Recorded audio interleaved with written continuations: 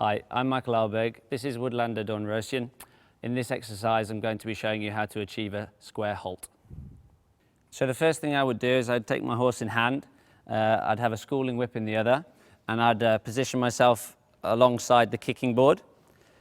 And the first thing I'd do is I'd just ask the horse to halt and see how the horse naturally wants to stand from himself. And you can see she has already left the hind leg out there. So what I'd do is I'd use the whip to just touch her hind leg, and she gets a positive reaction. What we're looking for is the horse to step forward to correct itself and learn what we call a half step. As you can see, she reacted very nicely there. So I'll just keep repeating the exercise, walking forward 2 or 3 strides, making another halt. And then again, this hind leg needs to react a little bit. So a little touch. Good.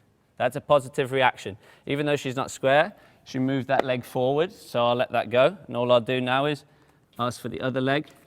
Good. And that's the first step to achieving a square halt. Okay, so moving on to the square halt now under saddle. Very simply the same process, really just getting your horse to walk forward to a standstill position. I tend to do this in front of a mirror because it's very important for me that I see what the horse is doing. The last thing you want to be doing is looking down constantly after every second to check if your horse is doing the right thing.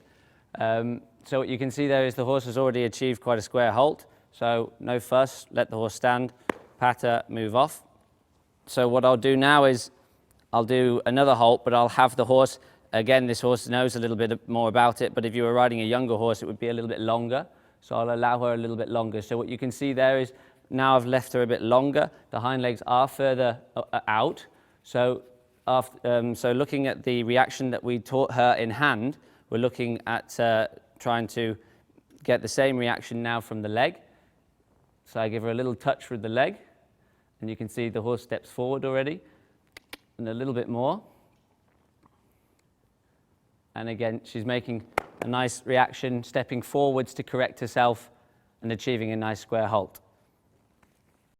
So moving on from what I showed you last there, which was a horse that's a little bit strung out, and again, the most common problem that you'd expect to see there is already if the horse is a little bit unengaged and strung out in the way to the halt, it's more than likely going to halt strung out as well. So what I tend to do is I teach the horse to walk already a little bit more active, so that I look for a little bit more engagement already in the walk, and raise the expectation before I even halt, and make my halt a little bit more direct, so that the horse thinks about correcting itself on the way into halt, rather than very often what you tend to see is horse enters the halt not square, stands for a moment, and then corrects itself, and it very easily looks like the horse is moving.